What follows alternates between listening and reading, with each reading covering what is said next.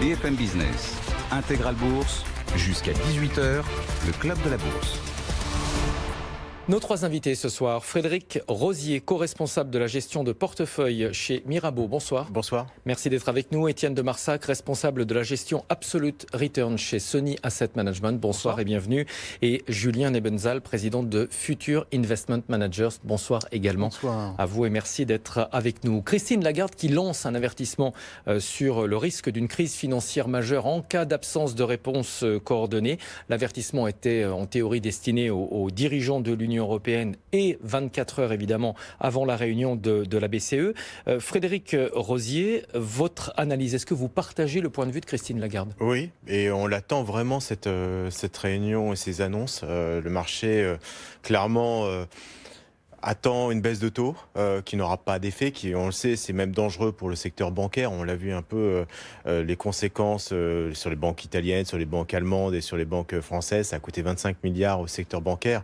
Donc, baisse des taux éventuellement, mais c'est surtout les mesures qui vont accompagner. Alors, à l'image de ce qui se passe au Royaume-Uni, d'aide notamment aux PME, au financement des PME, peut-être un plan de LTRO, peut-être effectivement activer un quantitative easing, en tout cas l'augmenter dans sa masse, peut-être 30 ou 40 milliards. Donc on attend énormément de mesures, à la mesure d'ailleurs des attentes du marché et de la situation sanitaire actuelle. On va voir ce que peuvent faire les banques centrales, mais d'abord la situation. Étienne de Marsac, vous pensez, comme Christine Lagarde, que la crise pourrait être comparable en termes d'ampleur à celle de 2008 ?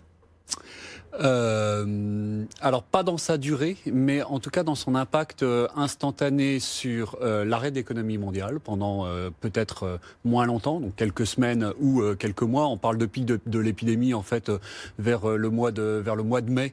Donc si on dit que ça correspond également au pic de confiance avant éventuellement une reprise à la fois de l'activité industrielle et à la fois des marchés financiers, donc on n'est pas en termes de temporalité sur un choc qui a les mêmes impacts dans la durée. Néanmoins, en termes de choc sur la confiance, je pense que c'est tout à fait comparable. Et rien de plus que de prendre comme témoin en fait du niveau de confiance mondiale, eh bien pourquoi pas le niveau des actions, effectivement. Donc où les variations et les amplitudes en fait de ces derniers jours témoignent d'une très grande fébrilité qui est égale à un niveau de crise. Donc de quoi je parle ? Je parle en fait de par exemple l'indicateur de la peur qu'on appelle le VIX, donc la volatilité implicite des indices actions, donc l'écart type des variations en fait des actions correspondent à des niveaux qu'on n'avait pas vus depuis 2008. Mais il n'est pas remonté totalement au niveau de 2008, le VIX. Non, mais on est sur des niveaux de 60, donc entre 50 et 60. En 2008, en fait, on était durablement installé sur 60, donc on est sur des choses qui sont comparables, en tout cas qui sont pires que ce qu'on a vu récemment, donc les épisodes de volatilité de 2018, de 2012, par exemple. Ensuite, si vous prenez par exemple le choc qui s'est produit sur le pétrole, donc 30% de variation en 2 jours, vous arrivez sur des niveaux qui ne se sont pas produits depuis 1991, c'est-à-dire la guerre du Golfe, la première guerre du Golfe. Et si vous prenez la variation des spreads de crédit, c'est-à-dire le taux d'intérêt que payent les entreprises les plus endettées lorsqu'elles veulent se financer dans le marché financier, lui s'est écarté, lui il a doublé en fait. Il est passé de 300 points de base, donc de 3% à 6% en l'espace de 2 jours. Donc c'est un choc sur les 5 dernières années de 5 écarts types. Donc oui, on est dans un univers de crise, en tout cas de crise boursière, et j'allais dire au-delà, dans un univers de crise sanitaire, et ce qui correspond à quelque chose qu'on n'avait jamais vu. Et donc de la même manière que l'arrêt cardiaque du système bancaire en 2008 était quelque chose qu'on n'avait jamais vu, eh bien cette crise sanitaire prend des proportions qui correspondent à un black swan, c'est-à-dire un inconnu, un événement que l'on ne connaît pas et que l'on ne sait pas probabiliser par définition. Julien Nebenzal, vous partagez cette analyse déjà bien complète ? Oui. Je pense que c'est clair pour tout le monde. La santé prime en quelque sorte. Le volet sanitaire fait qu'on ne peut pas traiter assez de gens compte tenu de la virulence de cette maladie. Donc on est obligé soit d'étaler, ce qu'on fait en France depuis quelques semaines, soit de confiner. C'était le choix de la Chine et récemment d'Italie. Et en faisant ça, on arrête l'activité économique. Donc si avant cette épidémie, on attendait 100 de bénéfices, on sait qu'on n'aura pas 100, en fait, ce qu'on ne sait pas, c'est si on aura 50, 70, 80. C'est cette chose qu'on ne sait pas. Donc les marchés financiers se sont ajustés très très vite, je pense en 2-3 jours. Mais en s'ajustant à ça, très probablement, ils ont déclenché des tests, en fait, sur un certain nombre de sujets financiers, et notamment probablement dans certaines zones du levier qui aurait été mis en place sur certaines positions.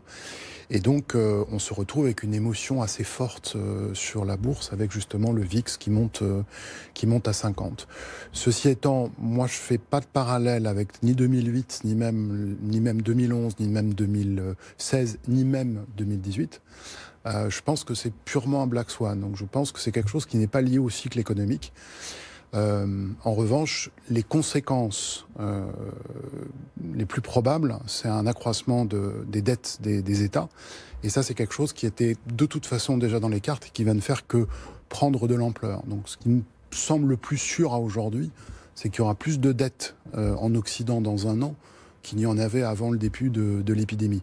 Pour ce qui est de la valorisation des actions, je pense qu'on a testé des extrêmes relativement forts en termes de sentiments, en termes d'émotions, qui devraient suggérer de meilleurs jours, pas forcément demain, mais dans quelques semaines. On attend maintenant la réponse des gouvernements. Certains ont déjà communiqué et des banques centrales. Là encore, certaines ont déjà fait des annonces. Évidemment, sur le calendrier plus proche de nous, c'est la BCE qui se réunit demain. Christine Lagarde, selon Bloomberg, se penche sur des outils de financement bon marché. On va voir avec vous justement que pourrait faire la Banque centrale européenne. Frédéric Rosier, vous m'avez dit tout à l'heure, on n'attend pas forcément de baisse des taux parce que ce ne serait pas approprié. Ça coulerait encore plus les banques. Le marché l'attend quand même. Maintenant, est-ce que c'est approprié? Ça, c'est la question. D'ailleurs, Christine Lagarde l'avait signalé. C'est le risque de continuer à baisser les taux. De 0,1 au 0,2, l'impact sur les banques va être colossal. Donc, ce qu'on pourrait mettre en place, c'est ce qu'on appelle un tiering. En gros, c'est échelonner un peu cette échelle de taux d'intérêt négatif pour que le poids soit plus supportable pour l'ensemble des établissements bancaires.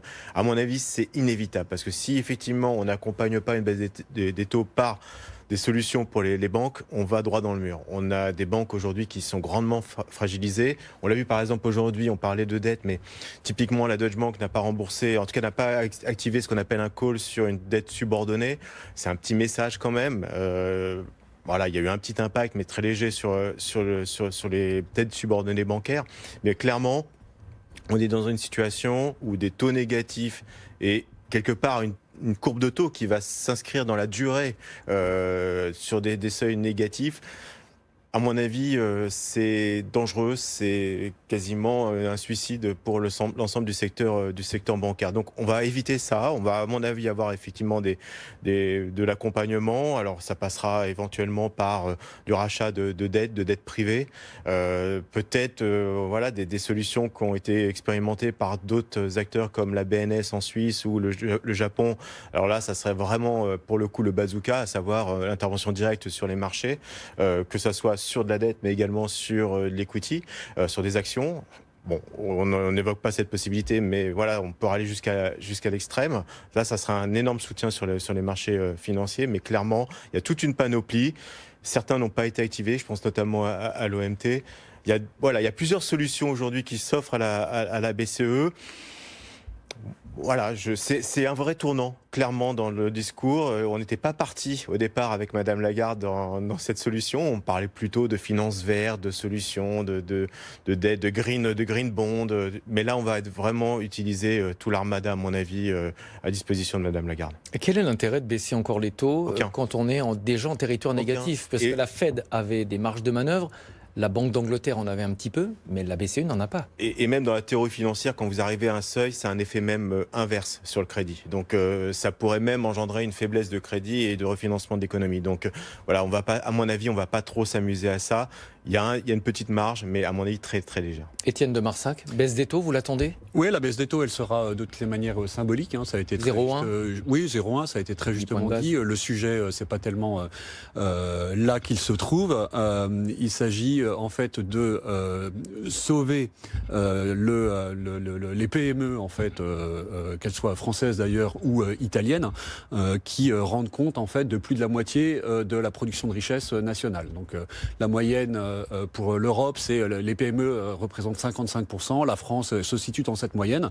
Donc 55% de la richesse nationale est produite par les PME. En Italie, c'est 70%. Et ces 70% d'ailleurs représentent 80% de l'emploi italien. Donc on voit bien que le sujet, c'est au-delà du traitement des banques, c'est d'immédiatement en fait faire face à la multitude de défauts qui vont se produire dans le secteur privé et dans le secteur privé le plus fragile, c'est-à-dire les petites et moyennes entreprises qui ont par nature un accès qui est compliqué et qui est plus cher au financement, qui ne bénéficient pas par exemple d'accès au marché obligataire, mais plutôt de loans, donc de l'octroi de crédit directement par les banques. Et donc il s'agit pour la BCE de soit faire en sorte donc de pousser les banques à prêter aux PME, soit de prêter aux PME elles-mêmes en direct. Donc c'est exactement ce qu'a implémenté la BOE ce matin. On parle de la BCE européenne, mais la banque du UK, la banque centrale anglaise, a baissé ses taux de 50 BP et réactivé en fait des lignes de crédit qui avaient été déjà utilisées en 2012, de manière à prêter, donc à débloquer instantanément 100 milliards de sterling de liquidités aux PME. Bon, donc les baisses de taux, oui, pourquoi pas, mais ça c'est un effet long terme. Quand elles sont de forte amplitude, ça a un effet de choc sur le sentiment, sur l'émotion. En Europe, on n'a pas cette capacité de baisser de 50 BP, donc il faut trouver autre chose. Au-delà des prêts directs au PME et donc au tissu industriel, il va rester, alors là, pour le coup, cibler directement le système bancaire lui-même, qui sera touché par effet ricochet, à la fois d'ailleurs par le virus, mais également par le prix du pétrole. Le système bancaire prête directement à l'univers pétrolier et est impacté par la baisse du prix du pétrole qui elle-même va générer des défauts. Bon, donc le système bancaire va avoir besoin de capitaux. Ces capitaux, on peut les reconstituer soit en baissant les réserves obligatoires qui sont demandées par la Banque Centrale Européenne à l'ensemble du tissu bancaire européen. Donc schématiquement, on peut expliquer aux auditeurs, mais pour qu'une banque puisse opérer, de sécurité. Voilà, pour qu'une banque puisse opérer, elle a besoin d'un certain volet de liquidité donc qu'elle dispose ou qu'elle place en représentation dans les comptes de la BCE. Donc c'est ce qu'on appelle les réserves obligatoires. Donc des réserves obligatoires peuvent être libérées. Et puis plus globalement, et je pense que c'est une réponse de plus long terme que pourra donner la BCE en tant que superviseur, mais également aux côtés du comité dit de Bâle qui réglemente en fait l'activité bancaire, il va s'agir de libérer de manière différente des capitaux propres pour les banques, donc diminuer la charge en capital lorsque les banques prêtent au système privé. Donc c'est ce qu'on appelle les risk weighted assets dans notre jargon compliqué.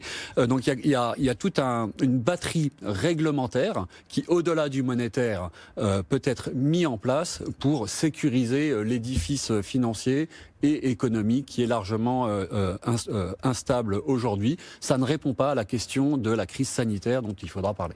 Julien Nebenzal, on ne peut pas faire le parallèle sur la nature de la crise avec 2008, 2011 pour la crise de la dette, mais on voit bien que certaines réponses qui peuvent être apportées seraient similaires. Alors, effectivement, je crois qu'on va assister à, comme pour la Banque d'Angleterre, à indiquer tout de suite des sommes importantes et les flécher sur le tissu profond en fait des économies européennes, les PME. Donc ça paraît inévitable, ça paraît logique, enfin, il n'y a pas d'alternative à ça. Je me mettrais plutôt dans une posture politique pour avancer plus sur la partie européenne et la Banque centrale. C'est que, à l'occasion des élections européennes l'an dernier, une nouvelle forme de consensus majoritaire a émergé autour de que peut-on faire par rapport au populisme. C'est à peu près ça qui s'est dégagé, d'où l'arrivée de la nouvelle équipe, dont fait partie Madame Lagarde. Et là-dedans, la première idée naturelle, c'est de dire comment on peut soutenir nos économies pour éviter des ralentissements économiques qui seront favorables au populisme. Et évidemment, toute la finance verte, tous les investissements en faveur d'une amélioration du contexte de l'environnement étaient en première ligne. Et je crois qu'ils étaient en train de préparer quelque chose de significatif. C'est ma lecture des choses, pour des raisons vraiment politiques. Donc je ne suis pas dans le circuit économique. Mais comme on vient de là et qu'ils ont ça encore en tête, jusqu'à il y a un mois, c'était à mon avis ce qui était sur leur bureau. Je crois qu'ils vont utiliser des choses à peu près aussi puissantes pour le sujet du coronavirus, parce que finalement, ça n'a rien à voir, mais ça peut avoir un effet tout à fait similaire. Donc, je crois que ce qu'on va voir devrait surprendre, et je reviens sur mon propos de tout à l'heure, du côté des dettes, de l'accroissement des dettes des États. On devrait voir des choses, on vient déjà avoir des premières remarques de l'Italie et de l'Angleterre, mais je crois qu'on va avoir des choses très très significatives. Et évidemment, donc, je ne vais pas paraphraser reprendre ce qui a été dit, mais les baisses de taux n'ont pas beaucoup d'intérêt en ce moment pour traiter ça. Le premier déçu de ce sujet, c'est Donald Trump. On va marquer une première pause dans ce club de la bourse. Sachez que la bourse de Paris fait du surplace, plus 0,1%. Il nous reste un petit quart d'heure de cotation. BFM Business, Intégral Bourse, jusqu'à 18h, le club de la bourse. La suite du club de la bourse avec toujours nos 3 invités, Frédéric Rosier de Mirabeau, Étienne de Marsac, Sony Asset Management et Julien Nebenzal de Future Investment Managers. Julien, on va poursuivre avec vous. La Banque Centrale Européenne se prononce demain. La Fed avait dès la semaine dernière annoncé une baisse des taux, 50 points de base. Ça n'a pas vraiment fonctionné sur les marchés. Est-ce que vraiment ça n'a servi à rien ? Alors sur la facilité d'apporter en fait des liquidités, de faire circuler la liquidité dans le circuit économique, une baisse de taux aide toujours un peu. Donc ça n'est pas critiquable. Si on regarde l'évolution du marché des actions, ça n'a pas changé, lui, sa tendance.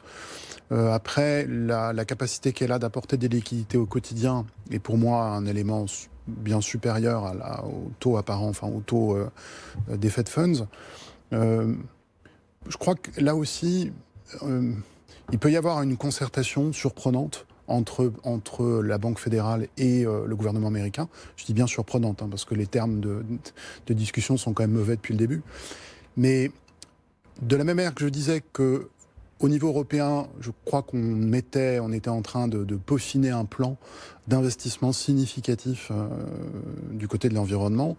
Je crois que Trump, lui, préparait une baisse d'impôts relativement massive. Je crois que il n'a aucune raison de pas au moins le tenter, parce qu'après, il peut avoir des problèmes politiques de le passer, mais il avait toutes les raisons de le tenter en vue de sa réélection, et de montrer que lui, il est là pour justement abaisser la pression fiscale, etc. etc.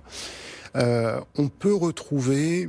bien que ce soit un contexte d'élection, ce qui rend l'équation complexe, mais on peut retrouver quelque chose, peut-être pas de la même ampleur que ce que Trump devait prévoir, mais quelque chose qui sera consensuel entre républicains et démocrates et soutenu par la Banque fédérale à sa manière. Je dis bien à sa manière parce que le lien entre l'État et la Banque centrale est quand même beaucoup plus fort maintenant, depuis Draghi, en Europe qu'il ne l'est aux États-Unis. Mais je crois que c'est le scénario auquel il faut s'attendre, c'est-à-dire je ne sais pas si ça s'appellera un plan de relance, mais en tout cas, ouvrir les vannes d'un assouplissement fiscal très significatif aux États-Unis, couplé à une intervention adéquate de la Banque américaine. Voilà, à mon avis, ce qui devrait se produire aux USA. La Banque fédérale, la Fed, on lui a reproché de baisser ses taux là, de manière presque trop spontanée, comme si elle cédait à une quelconque forme de panique. Mais si on regarde son comportement, en général, elle est très en amont des crises. Elle intervient toujours très très très tôt et de manière ensuite répétée. Et en faisant ça, elle a tracé, jusqu'à présent, elle a permis de donner des lignes de confiance. Donc moi, quand la baisse de taux est arrivée, je n'étais pas très convaincu que ça allait aider les marchés d'actions tout de suite, mais je pense que c'est assez cohérent avec son attitude habituelle. Alors certains intervenants de marché, effectivement, ont critiqué cette décision. Donald Trump, lui, en réclame davantage. Hier, le président américain qualifiait la Fed de pathétique et faible et estimait qu'elle devrait ramener ses taux au niveau, disait Trump sur Twitter, des pays concurrents des États-Unis. Étienne de Marsac. Qu'est-ce qu'on peut attendre ? Vous me passez la parole de manière compliquée. Ce qu'on peut attendre.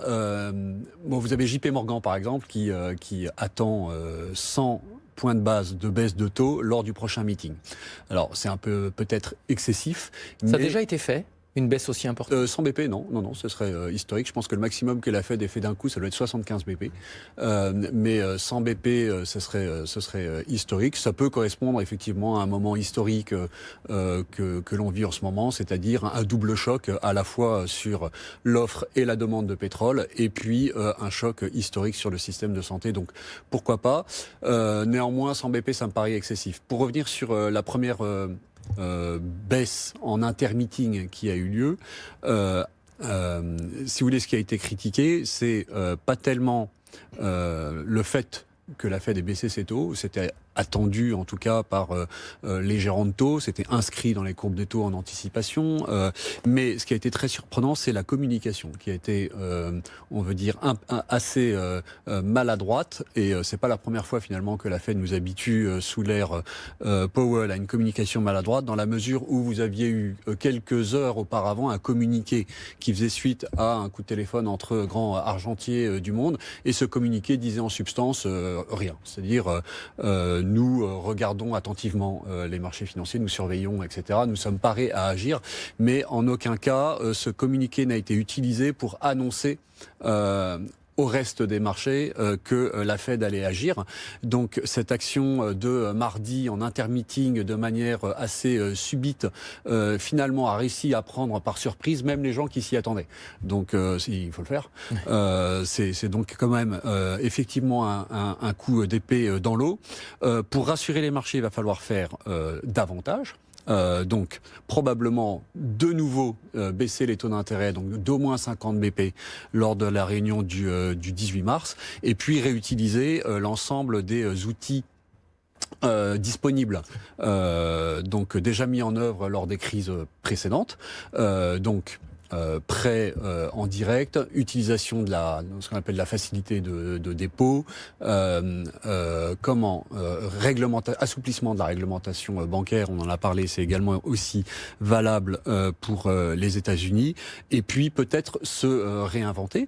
Et en fait, on arrive à un moment qui est assez clé dans l'univers ou dans la sphère financière, qui est qu'est-ce qu'on fait lorsque on est j'allais dire au taquet sur les dettes souveraines comme corporate, multiplication par 3 du niveau de l'endettement mondial, 80 trillions il y a 15 ans, 240 trillions aujourd'hui. Donc on est au sommet en fait de la pyramide de la dette. On est à des niveaux de taux qui sont déjà ridiculement bas. Donc, qu'est-ce qu'on fait à l'approche de la bande zéro, the zéro band? Est-ce qu'on part en négatif ou pas? Est-ce que la Banque centrale américaine est prête à se réinventer, à s'inventer de nouvelles marges de manœuvre, comme a pu le faire la BCE en son temps?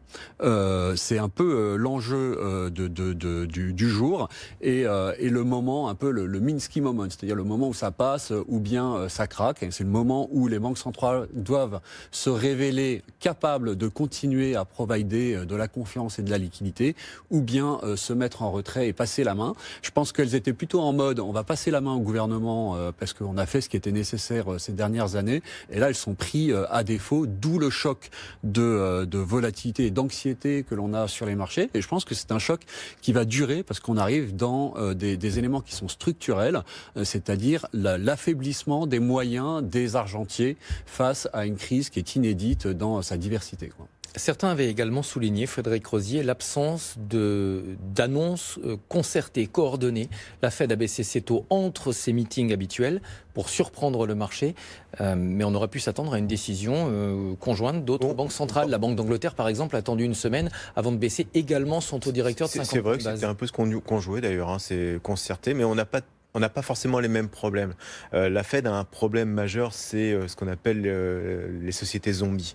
Et ça, c'est un énorme problème. Et la Fed était, de toute façon, quoi qu'il arrive, coincée dans sa remontée de taux. C'est-à-dire, c'est l'ensemble des sociétés qui, dans un cycle économique normal, n'auraient pas pu se refinancer. Avec l'écartement des spreads, la baisse des taux finalement compensant une partie de l'écartement des spreads, mais les sociétés, notamment de l'énergie, faut se rendre compte un peu de la problématique aujourd'hui, par exemple, dans le gaz de schiste américain. Quand on a le baril qui tombe à ces niveaux-là, toutes les sociétés qui produisent du pétrole, du gaz de schiste sont en dessous de l'équilibre. On est à 33,72 sur le WTI américain, en baisse de pratiquement 2%. Les sociétés américaines produisent à 45 $ le baril. Et dans le pétrole de schiste. Ouais. Donc ça veut dire que ce monceau de dette, ce qu'on appelle du high yield, c'est 20% du high yield. Ce monceau de high yield pourrait faire défaut si on était dans une situation qui était pérenne, c'est-à-dire dans une situation où les tensions sur les spreads de crédit étaient aussi importants, restent aussi importants, et si les barils étaient aussi bas. Donc la Fed se retrouve coincée avec la remontée des taux, elle se retrouvait coincée. Il faut baisser les taux, mais il va falloir se poser quand même la question de ces sociétés qui, normalement, ne pourraient pas survivre à un choc quasiment systémique qui est la baisse du cours du baril. Donc c'est une vraie problématique, puisque les enjeux financiers sont colossaux pour la Réserve fédérale. Et je pense qu'ils ont tous ça sur le bord de la table, à savoir comment faire pour se dépatouiller de cette problématique d'endettement des sociétés qui aujourd'hui sont quasiment mortes. 17h30 sur BFM Business. On va marquer une pause. Sachez que le CAC 40, dans les tout derniers échanges, perd 0,72%, 4603 points. Ce n'est pas encore la clôture définitive. On en parlera avec Reda Aboutika, qui sera notre invité dans quelques instants. Fin de séance dans le rouge à la Bourse de Paris. Ce ne sont pas encore les chiffres de clôture définitifs, mais tout l'après-midi, on a oscillé entre la hausse et la baisse. Et finalement, c'est comme hier, une tentative de rebond avorté pour le marché parisien. Moins 0,72% pour l'instant. On va faire le point avec Reda Aboutika, analyste marché chez XTB France. Rebonjour Reda. Tentative de rebond, donc une nouvelle fois, qui a échoué. Tout à fait, encore une fois, une tentative de rebond qui échoue, renvoyée à la baisse suite au contact de résistance. Et c'est Wall Street, visiblement, donc, qui a entraîné l'Europe en territoire négatif. Wall Street qui semble peu convaincu par les mesures de soutien de Donald Trump en vue de limiter l'impact du coronavirus sur l'économie. Alors les indices européens qui ont profité de l'intervention de la BOE en tout début de séance se sont repliés par la suite pour se stabiliser sur support. Alors à Paris, l'indice CAC 40 retient son souffle légèrement au-dessus du seuil psychologique des 4600 points avec pour prochaine cible technique les 4525 points. À Francfort à présent, le DAX s'est attaqué à son support à 10 415 points et c'est bien le dernier rempart avant les 10 270 points. Alors pour l'heure, les investisseurs se focalisent sur la décision de Christine Lagarde après suite notamment à l'intervention d'urgence de la Réserve fédérale américaine à hauteur de 50 points de base, suite également à l'intervention de la BOE tôt ce matin et donc de ce fait la BCE a de moins en moins de choix et donc elle a de moins en moins de choix bien entendu si elle souhaite maintenir la monnaie unique à un niveau compétitif et par la même occasion si elle souhaite éviter une récession en Europe. Alors à l'heure actuelle, l'euro-dollar se replie pour la seconde séance consécutive et s'éloigne considérablement des 1,1440 alors actuellement aux alentours des 1,1270. Alors pour rappel, en mars 2015, c'est l'envolée de l'euro avec un euro-dollar à 1,14 qui a forcé la BCE à avoir recours au QE afin de se synchroniser avec la Réserve fédérale américaine. Alors mais selon certains membres de la Banque centrale européenne, le meilleur moyen de répondre à l'impact du coronavirus sur l'économie, c'est la politique fiscale et non la politique monétaire, ce qui pourrait favoriser une envolée de l'euro. Alors dans un tel contexte, les investisseurs sont dans l'attente de la réunion du Conseil des gouverneurs de la BCE demain et donc à l'issue de cette réunion, la BCE devrait réduire ses taux directeurs et annoncer donc des mesures non conventionnelles pour assurer la liquidité des banques. Et le balai des banquiers centraux devrait se poursuivre avec notamment la Réserve fédérale américaine également la semaine prochaine qui devrait réduire à nouveau ses taux après une intervention d'urgence la semaine précédente entre deux politiques monétaires et ce pour la première fois depuis 2008. Merci beaucoup Reda Aboutika. Vous êtes, on le rappelle, analyste marché chez XTB France. Ce n'est pas encore la clôture définitive sur le marché parisien, mais on perd 0,72%. Et les marchés américains, eux, s'enfoncent en territoire négatif. On perd pratiquement 4,2% sur le Dow Jones et 2,6% sur le Nasdaq. Quelques valeurs à la Bourse de Paris. On va d'abord regarder le fixing et puis ensuite on regardera les valeurs qui se sont distinguées à la hausse et à la baisse aujourd'hui. Le fixing, alors attention, ça peut encore bouger. Hier, avant-hier, ça avait bougé encore un petit peu. Moins 0,72%, 4603 points. Les valeurs à la hausse, essentiellement des valeurs bancaires. SocGen, en progression de 3,4%. BNP Paribas 3%, Crédit Agricole 2,4%, mais même si on additionne ce rebond avec celui d'hier, on n'a pas rattrapé le plongeon de lundi. Et puis de l'autre côté du tableau, les valeurs en baisse, Technip FMC qui recule à nouveau de 4,2%. Hier on avait perdu 10%, lundi on avait perdu 23%, et ça illustre bien toute la difficulté du secteur pétrolier et parapétrolier dont on parlait il y a quelques instants. Et puis on recule, Airbus aussi 4,4%, Airbus qui n'a pas enregistré de commandes au mois de février. Et puis il y a une inquiétude grandissante sur les compagnies aériennes qui pourraient à l'issue de la crise ne pas retrouver l'intégralité de leurs clients, puisque les entreprises sont en train de travailler de plus en plus en visioconférence. Là encore, on en a parlé avec un de nos invités aujourd'hui dans cette émission. BFM Business, Intégral Bourse, jusqu'à 18h, le club de la bourse. On va refaire la séance un petit peu avec vous, Frédéric Rosier. Alors finalement, le CAC perd 0,57%, 4610 points. Les 4600 points, c'est super important. Pourquoi ? C'est un seuil technique très très fort. C'est en gros le point bas de 2018. C'est même des points hauts qu'on a connus les années précédentes. Donc c'est un seuil sur lequel on va travailler. Ce qui est très intéressant dans la séance d'aujourd'hui, qui me redonne un petit peu confiance, c'est les valeurs en hausse. Donc on a le secteur bancaire, on a des entreprises qui avaient été un peu attaquées, le secteur automobile. Renault, plus 3,4%, voilà. Peugeot, qu'on ne voyait pas sur le tableau, plus 1,4%. Et à la baisse, à l'inverse, on avait des valeurs qui avaient plutôt bien résisté, des valeurs un peu défensives, comme Veolia, c'est-à-dire du domestique. Et je pense que le marché est en train de tourner. Alors il tourne dans les thématiques et dans la fois d'après. On est en train de se poser la question de savoir... est-ce que la Chine ou pas, l'Asie est en train de repartir? Et il y a beaucoup d'indicateurs qui nous montrent que la Chine est en train de repartir. Le charbon, on a, par exemple, je regardais ce matin le trafic aérien. C'est pas rien, mais en une semaine, le trafic aérien en Chine a été multiplié par 2. On a eu le discours, par exemple, de CMA la semaine dernière qui disait nous, on voit des signes plutôt encourageants.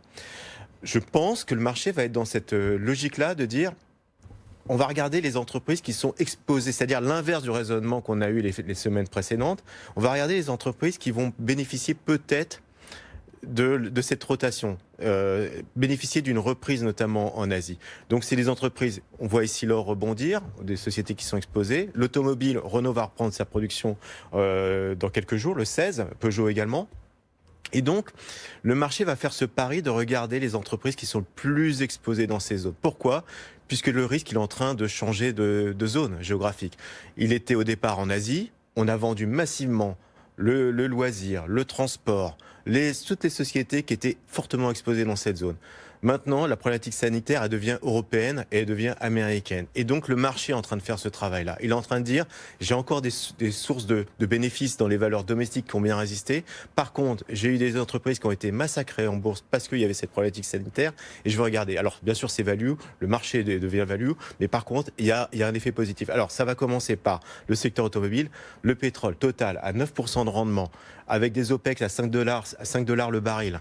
Quand on voit la résistance de Total, je pense que le pétrole va venir se stabiliser, voire remonter. Clairement, il y a quelque chose à jouer sur ces sociétés-là. Donc, c'est contre-intuitif, c'est pas forcément vers quoi on a envie d'aller, mais je pense qu'il faut être beaucoup plus agressif sur ces niveaux-là et d'aller chercher ces valeurs exposées en Asie. Étienne de Marsac. Oui, je partage assez le point de vue qui a été exposé, c'est-à-dire qu'on est probablement en train de trouver un floor sur les actions européennes, au moins à court terme. Mon angoisse, c'est que ça ne soit que de courte durée, puisqu'on voit bien dans la séance d'aujourd'hui, tout comme dans les séances qui ont précédé, que à la moindre force, donc à la moindre hausse de 2 ou 3% du marché, finalement, les investisseurs s'en servent pour se délester de ce qui est trop cher ou globalement des actifs risqués. C'est-à-dire qu'on a vraiment l'impression que toute la logique de marché qui était présente ces 10 dernières années, à savoir on achète the dip à la moindre correction, eh bien c'est retourné et qu'on est désormais dans un vaste univers de diminution de l'effet de levier, ce qui est bien naturel puisque, comme on le disait tout à l'heure, les mesures de risque ont augmenté. Donc quand les mesures de risque augmentent, eh bien vos risques managers vous disent cher gérant de portefeuille, tu es en dépassement de limite de risque, donc il faut que tu coupes des positions qui autrefois n'étaient pas risquées, comme pourquoi pas des positions sur de la dette russe extrêmement peu volatile ces derniers temps, sur de la dette mexicaine qui jouait son rôle de carry positif dans un marché où les commodities et le pétrole étaient pas trop mal orientés. Eh bien aujourd'hui, on a, en tout cas sur le marché de la dette, des indications que on a des fonds qui sont en difficulté, qui sont appelés en marge du fait de positions de levier trop importantes et qui doivent se délester. Et tant que le levier global finalement de la communauté financière n'est pas revenu sur des niveaux raisonnables, j'ai le sentiment quand même que on sera sur quelque chose d'assez fragile. Donc rebond à court terme, oui certainement, du fait de ce triptyque-là que l'on commence à entendre, relance budgétaire, relance fiscale, réponse monétaire et un début de réponse, on va dire, sanitaire, même si, ou de prise de conscience sanitaire, même si on en est au balbutiement aux États-Unis, tout comme en France.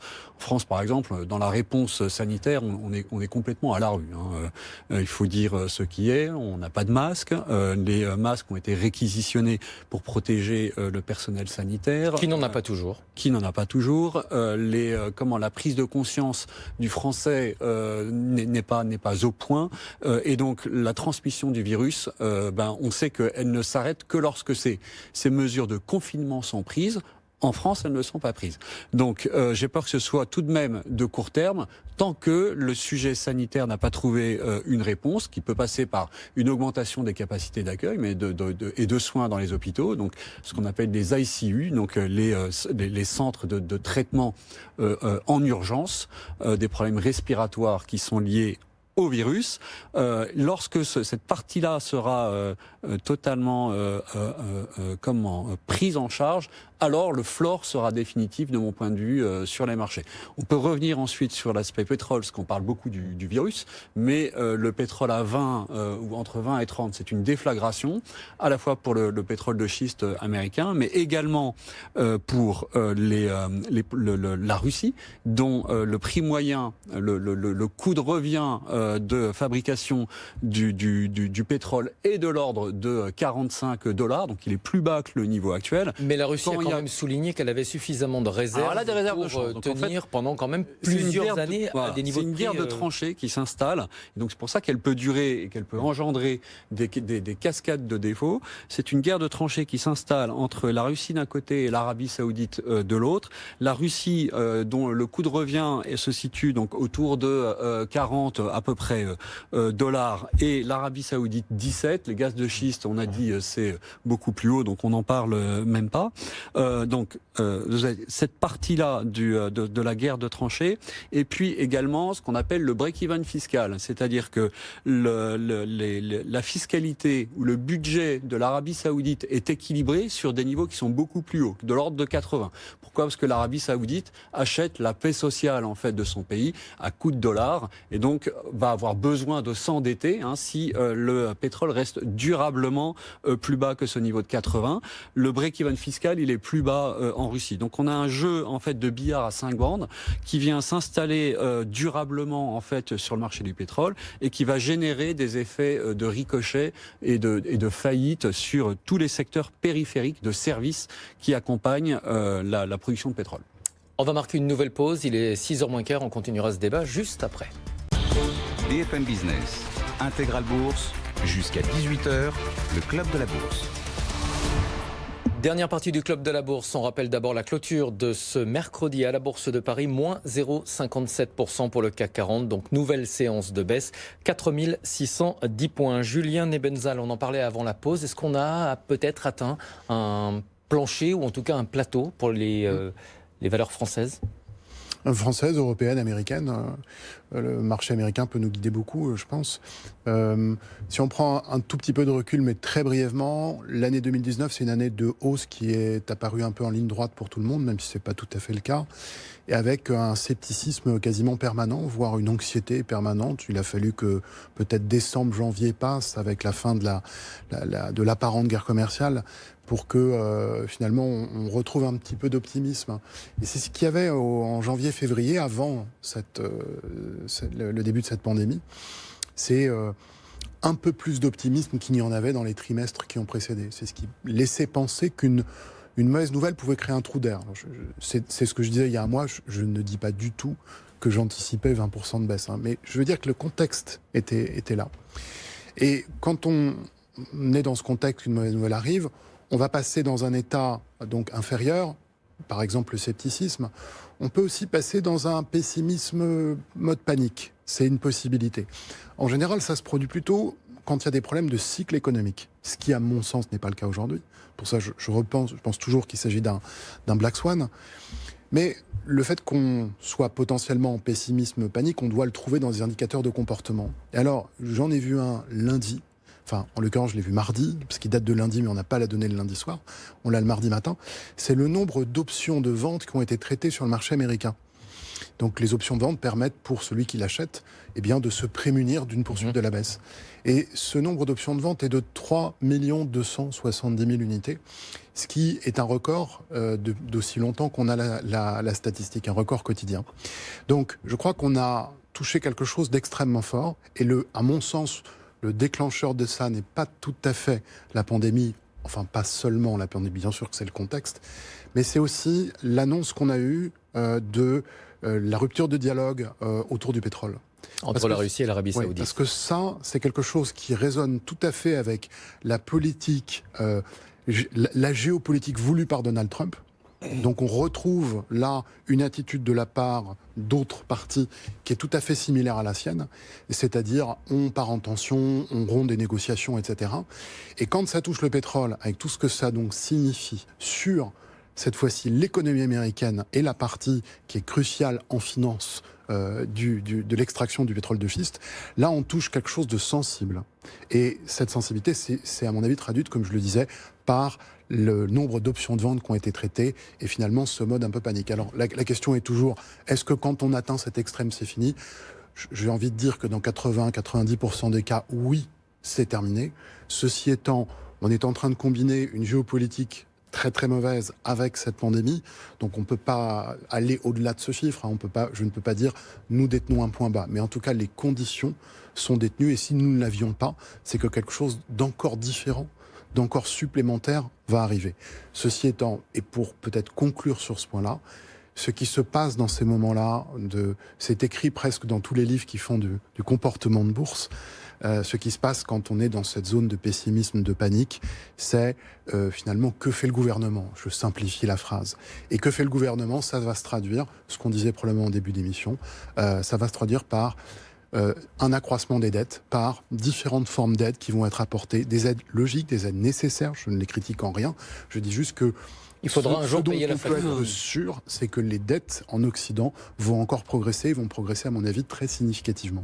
25 milliards d'euros en Italie, c'est ce qui a été annoncé, 12,4 milliards d'euros en Allemagne, 30 milliards de livres sterling en Grande-Bretagne et 8,3 milliards de dollars aux États-Unis. Frédéric Rosier, ce sont des montants assez considérables.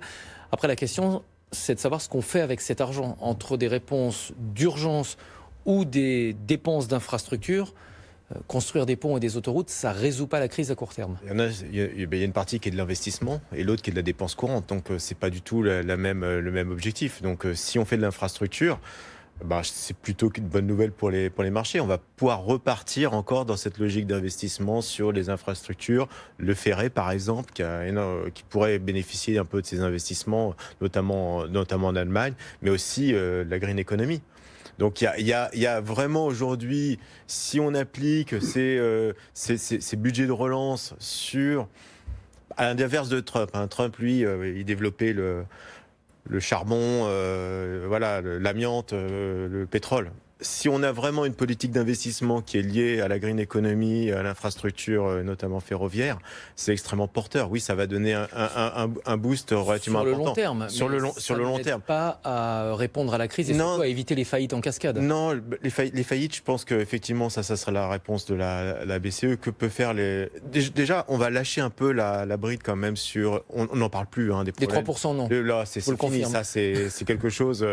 on parlait du budget italien, savoir un peu comment ça... Non, c'est même plus un sujet. Et d'ailleurs, je pense que la BCE ne veut même pas évoquer ce sujet parce qu'on va remonter sur des Salvini, on va remonter sur des problématiques populistes que là aujourd'hui on n'en veut pas, en tout cas au sein de la BCE. Donc on va partir sur des solutions d'urgence, de financement d'entreprises, on en a déjà parlé, qui vont être extrêmement bénéfiques pour le soutien, mais je dirais que quelque part c'est de la perfusion. Si on fait ça, on n'est pas dans un cycle de croissance pérenne. Donc il faut un mix de tout ça, il faut sauver l'existant, mais il faut déjà ouvrir sur le futur. Je pense que ça va être un mix de toutes ces décisions qui vont être prises. Et en France aussi, on a besoin aussi de plans de relance pour tenir, parce que à ce rythme-là, la croissance va tendre tout naturellement vers zéro, puisque Monsieur le maire nous l'a dit, ça va nous coûter quelques points, 0,10, 0,20, 0,30. À la fin, il ne restera plus grand-chose. Donc il est évident qu'il faudra relancer l'économie, notamment par l'investissement. Il nous reste assez peu de temps, Étienne de Marsac, mais un verrou est en train de sauter aussi côté allemand. Angela Merkel serait prête à parler de déficit, le fameux Schwarz-Null. On sait qu'elle n'aime pas le déficit budgétaire, mais la crise aidant, elle serait prête à envisager des mesures exceptionnelles. Contrainte et forcée, et c'est un revirement qui est d'ailleurs assez surprenant puisque hier ou avant-hier elle a dit exactement le contraire, mais elle subit en fait, je pense, la pression de l'ensemble de l'Union européenne, et probablement parce qu'il y a également, il n'y a pas le choix. Le gouvernement allemand lui-même a déclaré que 70% de la population allemande serait contaminée par le virus dans les semaines qui viennent. Donc vous ne pouvez pas ne pas réagir, ou alors vous signez votre arrêt de mort politique. C'est vraiment tout à fait finalement naturel. En revanche, c'est pas 1% de déficit budgétaire allemand qui va sauver l'Union européenne. Si on se souvient du plan EFSI ou du plan Juncker, donc de 500 milliards d'euros débloqués entre 2015 et aujourd'hui, ces 500 milliards d'euros n'ont augmenté la croissance européenne que de l'ordre de 1,5 point de PIB. Donc c'est pas le pourcentage et les quelques, donc ça doit faire 30 milliards d'endettement ou de dette fiscale, de relance fiscale allemande qui vont sauver le soldat zone euro. Il faudra bien plus, que ce soit coordonné ou bien séquentiel. Après, moi je voudrais quand même juste un tout petit peu pondérer ce qui était dit auparavant, c'est-à-dire que est-ce que le nombre d'options de vente est un signe de point bas pour les marchés? C'est un signe d'extrémum, absolument, donc dans le sentiment négatif. Après, il faut le relativiser quand même aux assets under management, donc aux actifs nets gérés depuis ou qui sont en constante augmentation en fait, et on peut évoquer bien sûr les 7 trillions qui sont gérés par BlackRock et qui deviennent systémiques dans un environnement où la liquidité se rétrécit. Et c'est pour ça que je pense que même si vous avez complètement raison, c'est pas tellement intéressant d'utiliser des associations du type le moment qu'on vit aujourd'hui est égal à Lehman Brothers. Ça n'apporte pas grand-chose parce qu'effectivement c'est un biais cognitif et c'est pas vrai. Lehman Brothers commence dans le système bancaire. Là, on est plutôt dans une crise qui se termine dans le système bancaire. Donc, la référence n'est pas forcément très parlante. En revanche, je trouve que la référence à LTCM en 1998 et donc à la faillite de fonds devenus tellement gros par leur taille et tellement gros par leur pari leveragé sur les mêmes classes d'actifs, à savoir les devises asiatiques qui souffrent de la dérive du pétrole, ou les devises de l'Amérique latine, ou la dette émergente dans sa globalité, eh bien, ça c'est le vrai sujet, et c'est pas tellement étonnant si on a des signes de crack dans l'édifice de l'asset management européen récemment. Merci beaucoup à tous les trois, ce sera le mot de la fin. Merci à vous Étienne de Marsac, je rappelle que vous êtes responsable gestion Absolute Return chez Sony Asset Management. Merci à vous Frédéric Rosier, co-responsable de la gestion de portefeuille chez Mirabeau, et Julien Nebenzal, président de Future Investment Managers. Dans une poignée de minutes, ce sera Inside présenté par Karine Vergniol et Guillaume Paul. Bonsoir Guillaume. Bonsoir Stéphane, bonsoir à toutes et à tous. On va aller à Wall Street où apparemment la séance est encore difficile. On a donné Donald Trump hier, on n'a pas eu Donald Trump et le marché s'en inquiète. On verra ça bien sûr. On parlera de cette petite phrase d'Angela Merkel qui se dit prête, de par le fait de l'épidémie de coronavirus, à revenir sur la sacro-sainte règle du zéro déficit. On parlera de ça pendant un quart d'heure à 18h15.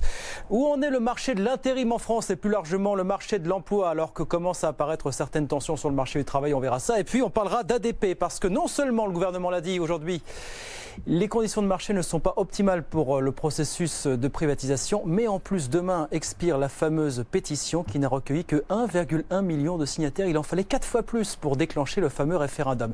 Toutes les raisons pour le gouvernement de pouvoir enterrer purement et simplement le dossier. Voilà Stéphane, quelques thèmes qu'on va aborder ce soir. Guillaume Paul et Karine Vergniol donc pour Inside à partir de 18h et jusqu'à 20h. Demain on se retrouve dès 13h45 pour une spéciale bien sûr consacrée à la réunion de la Banque Centrale Européenne. Très bonne soirée sur BFM Business.